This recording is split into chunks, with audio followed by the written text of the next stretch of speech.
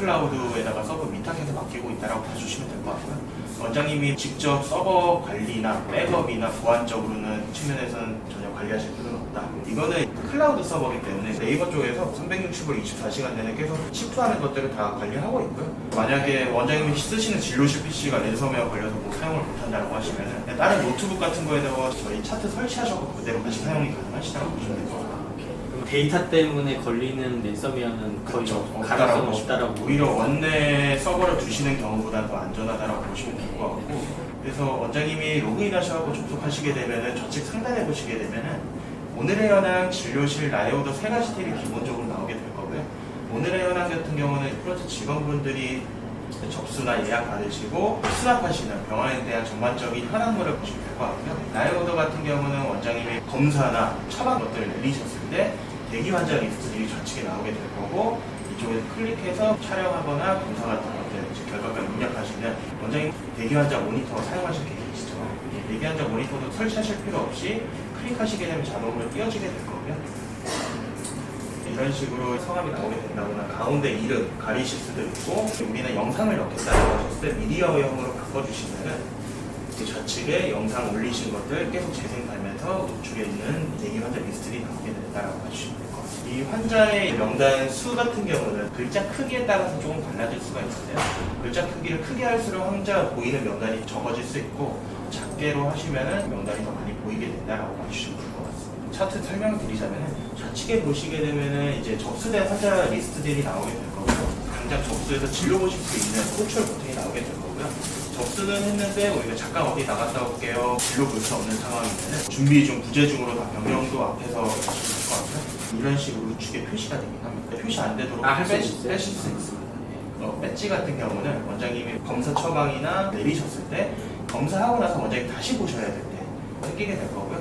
우측 하단에 진료 계속을 눌러주시게 되면은 이런 식으로 입실 필요가 나오게 된다라고 봐주시면 될 것 같습니다. 순서도 이제 오늘의 현황에서 이런 식으로 바꿔주실 수 있긴 하거든요. 원장님이 진료 보실 때는 호출 버튼을 누르시게 되면 앞에 진료 대기 환자 모니터에서는 음성과 함께 이런 식으로 나오게 돼요. 좌측 상단에 보시게 되면 환자에 대한 인적 정보가 나오게 될 거고요.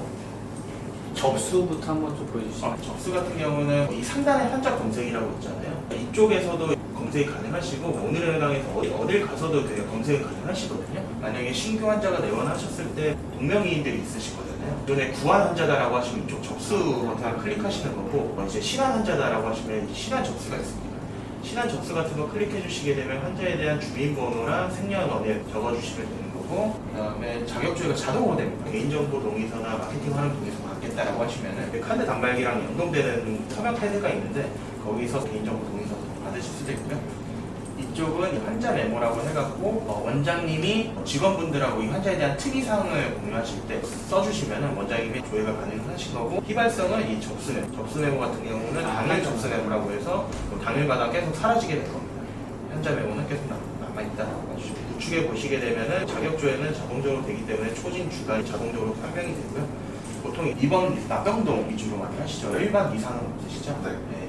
2번을 바꿔주셔갖고 납병동 체크해갖고 접수도 가능하시다. 이런 데 같은 경우는 2번 접수 프로그램 아예 따로 있거든요. 저희는 이 화면이 똑같다고 봐주시면 될 것 같고, 직원분들은 대신 이 진료실에 대한 탭이 안 보이게 될 건데, 직원분들이 오더를 내리시는 경우도 있으실 수도 있잖아요. 그러면은 원장님이 그 직원분 계정으로 진료실을 볼 수 있는 권한만 주시게 되면은 처방도 가능하시다라고 보시면 될 것 같습니다. 그럼 화면이 딱 이 끝이에요? 이게 오늘의 현황 진료실 더 있는 게 아니에요? 더 없습니다. 와, 엄청 없네.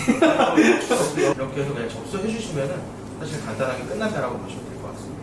상단에 본인 확인도 있는데, 본인 확인이 필요하신 분들은 확인 필요가 나올 거고, 만약에 본인 확인 안 하고 그냥 넘어가도 본인 확인을 하시겠습니까? 라는, 이게 원장님이 혹시 1인 진료시죠? 그러면 선택하실 필요가 없는데, 만약에 원장님이 2인 뭐 이상 되면은 진료실을 한번 선택을 해주셔야 돼요. 여기 QR코드 스캔은 뭐예요? QR코드 같은 경우는 본인 확인이 필수가 됐잖아요.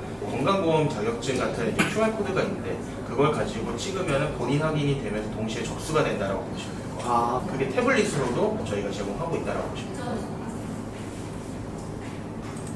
그래서 만약에 본인 확인을 실수 못했다라고 하시면은 접수하실 때 이런 식으로 본인 확인 미확인 상태다, 어떻게 다시 확인하시겠냐 문구도 나온다라고 봐주시면 될 것 같습니다. 접수가 되면은 진료실 하단에 환자가 생성이 된다. 접수 같은 경우 사실 크게 어렵지 않고 간단하다라고 보시면 될 것 같습니다. 우측에 보시게 되면은 수납실 대기에 이 환자가 똑같은 분이 계시잖아요. 네. 이거 같은 경우는 아직 우리가 검사를 안 끝났는데 재입실 필요인 환자들도 조회가 되는 거거든요. 근데 헷갈리실 수도 있잖아요. 또 제외만 눌러주시면은 안 보이게 될 거거든요.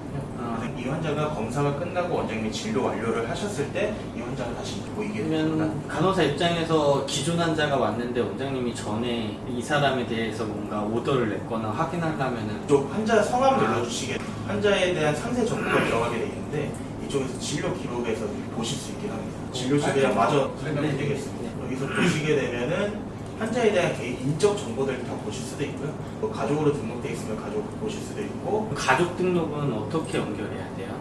환자 상세 정보로 들어가시면 가족 추가도 가능하시긴 하거든요. 환자가 이미 등록이 한번 돼 있으시고 뭐 환자한테 금지약품 등록되어 있는 약들이 있다라고 보시면은 마우스 올리시면 조회도 가능하시고요. 이 진료 메모 같은 경우는 원장님만 쓰시고 보실 수 있는 화면이라고 봐주시면 될 것 같고요. 하단에 보시게 되면 신체 계측 바이탈이 있습니다. 필요하시다라고 하시면 더 원장님이 원하시는 항목만 넣어주시거나 아니면 다 빼실 수도 있다라고 봐주시면 될 것 같고, 그 다음에 여기 자세히 보기 눌러주시거나 성함 눌러주시면은 아까 보여드렸던 환자 상세 정보 들어가게 되는데 기본 정보들이나 진료 기록들이나 이런 것도 봐주시면 처방 금지 약품이라고 해서 환자에 대해서 약품을 등록하는 이제 화면이라고 봐주시면 될 것 같은데 저희 차트는 유일하게 성분 관리가 된다는 거예요. 다른 차트들에 비해 성분 관리가 가능하기 때문에 예를 들어서 옥시클정이라는 약에 대해서 부작용이 있다라고 등록을 해두시게 되면은 동일 성분 설정 클릭하시게 되면 옥시클정과 동일한 성분들의 약이 전부 조회가 되고 적용을 눌러주시게 되면은 동일한 성분의 약들은 전부 처방 금지 약품으로 등록이 된다라고 보시면 될 것 같아요. 다른 차트들 같은 경우는 이런 성분 관리가 안 되기 때문에 일일이 약에 동일한 성분들 등록하셔야 되는 번거로움인데 저희는 그러실 필요는 없다. 그리고 문서함 같은 경우 환자 개인마다 이제 문서함이 있어서 검사 결과지 과정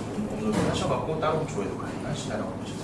다 JPG, PDF 다 되나? 근데 가능합니다. 엑셀이나 PDF나 JPG도 가능합니다. 올리는 거는 PC에 저장이 돼 있는 그런 샷이나 이런 것들을 넣으실 수 있긴 합니다. 아직 저희가 패드에서 찍은 것들이 샤트로 올라가는 그런 연동이 되어 있지는 않아요. 항문경으로 이제 이렇게 하면은 환자 사진이 영상이 띄어질 거잖아요. 그런 것들을 순간적으로 캡처해갖고 EMR에 저장이 돼갖고 나중에 이렇게 과거 기록에서 다 보실 수 있게 되어 있긴 합니다. 좌측 하단에 보시게 되면 환자 진료 기록들을 보실 수 있다고 보시면 될 것 같고요.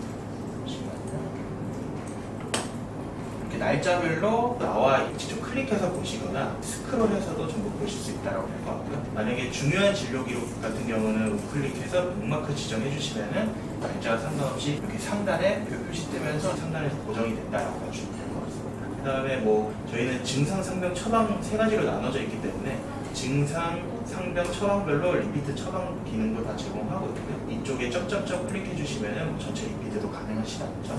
이 조회 목록 설정을 눌러주시게 되면은 과거 진료 기록에서 원장님이 보시고 싶은 것들만 보실 수도 있어요. 뭐 이미지도 지금 2장으로 되어 있는데 뭐 4장으로 보신다거나 아니면은 다 빼고 처방만 보시겠다라든가 뭐 이런 식으로도 설정은 가능하시다라고 보시면 될 것 같습니다. 이미지 뷰가 띄워지면서 확대도 가능하고요. 뭐 펜으로 쓸 수 있다거나 이런 것들 다 제공하고 있습니다. 우측에 보시게 되면은 채팅하시는 공간이라고 봐주시면 될 것 같습니다. 증상 같은 경우는 원장님이 프리텍스트로 그냥 마음대로 써주실 수도 있고, 그 다음에 자주 쓰시는 거는 보통 상용구로 등록하셔갖고 이쪽에 상용구로 등록되어 있는 것들이 클릭하신다거나 약어로 보시면은 이제 약간 이미지 같은 것들 항문경 찍으면은 이쪽에 이미지가 들어가게 되고 진료 완료 눌러주시면은 이런 식으로 과거 이미지로 등록이 될 것 같고요. 항문경으로 찍으실 수도 있고 윈도우에서 제공하는 캡처 이렇게 만약에 검사 결과 올리실 게 있다고 하시면은 캡처해서 붙여넣기 해주시면은 이런 식으로 들어가게 되고 나중에 과거 기록에 같이 하시다라고 보시면 될 것 같습니다.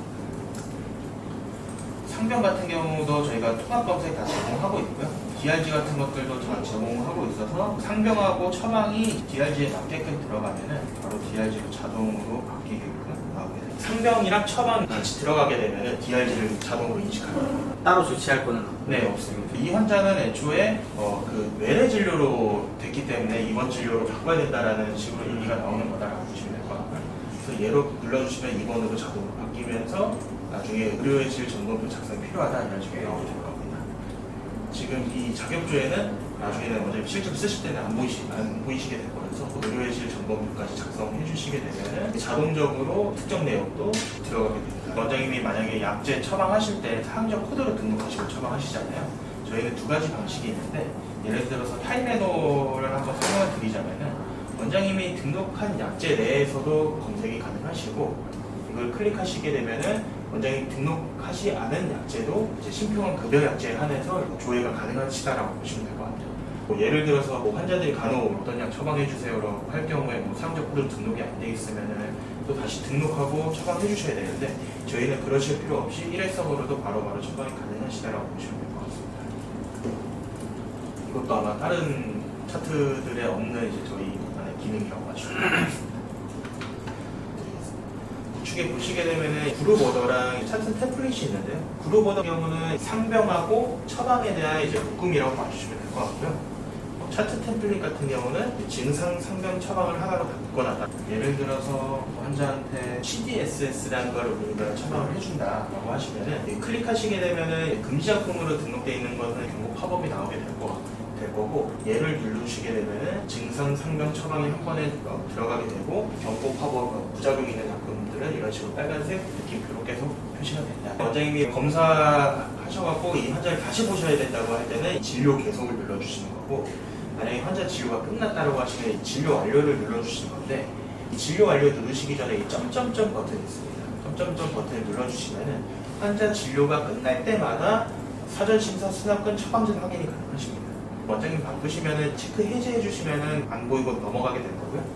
그래서 테스트를 한번 보여드리자면은 진료 완료 눌러주시게 되면은 환자에 대한 사전심사, 뭐 어떤 약에 대해서 용량을 1 이하로 해서 뭐 반영하기 눌러주시면 이런 식으로 자동적으로 바뀌게 될 거고요. 뭐 어떤 처방에 대해서는 상병이 들어가야지 삭감이 최소한 덜 된다, 약간 이런 내용으로 해서 추천 상병들도 다 나오게 될 겁니다. 나와서 이렇게 클릭해서 반영하기 눌러주시면은 이 상명이 자동적으로 띄워지게 될 거고요. 만약에 이 원장님이 이 내용에 대해서 고시가 좀 궁금하다라고 하시면은 이 우측 상단에 고시 버튼을 눌러주시게 되면은 고시들도 전부 확인이 가능하시다. 이 사전 심사는 저희가 자체적으로 개발해서 제공하기 때문에 무상으로 다 제공해드리고 있습니다. 다음으로 넘어가시면은 환자에 대한 수납금 확인도 가능하시고요. 좌측 하단에 원의 약제비도 전부 조회도 가능하시고, 아시는 분이면 금액 할인도 해주실 수 있잖아요. 500원 할인해 주시면은 자동적으로 적용이 될 거다라고 보시면 될 것 같습니다. 처방전으로 넘어가시면은 원장님 전체적으로 처방전 확인도 가능하시고, 만약에 원장님이 약사님한테 전달해 주실 내용이 있다라고 하실 때 교재시 참고사항 내용에 써주신다거나, 아니면 자주 쓰시는 거는 상행코로 등록하셔서 진료 완료가 끝나면은 환자 차팅하시는 거는 끝났다라고 봐주시면 될 것 같고, 직원분들이 진료 완료가 되고 나서 수납을 하시는 건데, 오늘의 현황에 들어가시게 되면 수납실 대기에 그 환자가 나오게 될 겁니다. 클릭하시게 되면은 수납 금액이 나오고, 만약에 저희 차트랑 연동되는 카드 단말기를 쓰신다라고 하시면은 이 카드 클릭해서 수납하기만 눌러주시면 이 금액이 카드 단말기에 자동적으로 뜨기 때문에 직원분들이 직접 그 카드 단말기에 대한 금액을 입력해 주실 필요는 없다라고 보시면 될 것 같습니다. 그 다음에 원장님이 나중에 청구 작업도 다 진행하셔야 되잖아요. 저희 같은 경우는 청구 쪽으로 들어가시게 되면은 월 청구가 있고 주 청구가 있는데, 이 하나는 주 청구로 해갖고 주차별로 이제 그 명세서 진료 기록들 다 끌고 오게 된 거고요. 상단부터는 월 청구인데, 클릭하시게 되면은 11월 달에 진료를 보셨다라고 하시면 11월 달에 진료 본 환자 내역이 다 오른쪽에 나오게 된 겁니다. 그래서 사전 심사 버튼만 눌러주시게 되면은 문제가 있는 것들을 이런 식으로 빨간색 느낌표가 나오기 때문에 들어가셔갖고 같은 사전 심사 내용이 뜨면은 바로 수정해서 팍스는 연동이 되면은 이런 식으로 팍스라고 나오게 될 거예요. 나중에 원장님이 사진 찍은 것들 과거 진료기를 그래서 바로 띄워서 보시고 싶다라고 하시면은 팍스만 버튼 눌러주시게 되면은 그때 찍었던 사진이 자동적으로 띄워지게 된다고 보시면 될 것 같고요. 만약에 개원하셨기 때문에 이 환자들이 요즘 어디서 오는지 이런 것들 궁금해하시는 경우가 있는데, 주소 같은 것만 입력이 잘 되면은 그 환자들이 어느 지역에서 왔는지 이런 식으로 표시가 되긴 하거든요. 데모 회전이라서 좀 많이 없긴 한데 여러 군데 이런 식으로 엄청 많이 찍히게 될 거예요. 저희도 인터넷 안 되면 사실 프로그램 안 되는 거는 마찬가지긴 하지만 와이파이 잡을 수 있는 그런 칩 같은 게 있거든요. 그런 거 꽂아서 이제 핸드폰 USB 테더링 되는 거 이제 공유기에다가 연결해서 이런 식으로 대체해서 사용하는 경우도 많고요. 혹시 또 원장님 궁금하신 사항이 있으실까요?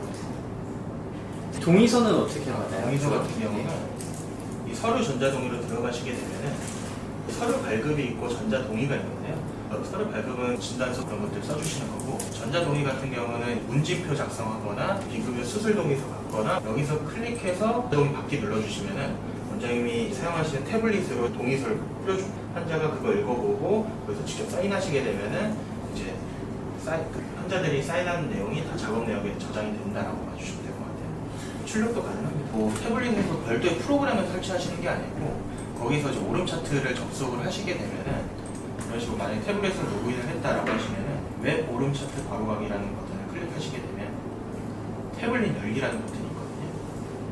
그래서 이 화면이 지금 PC에서도 띄우실 수도 있고 태블릿에서도 띄우실 수도 있고 만드는 게 저렇게 텍스트 조금 자유롭게 돼요. 현재로서는 저희가 바꾸려고 노력을 하고 있는데 현재로서는 저희한테 폼을 주시게 되면 그걸 작업을 해서 원장님 개인 병원마다 다 넣어드립니다.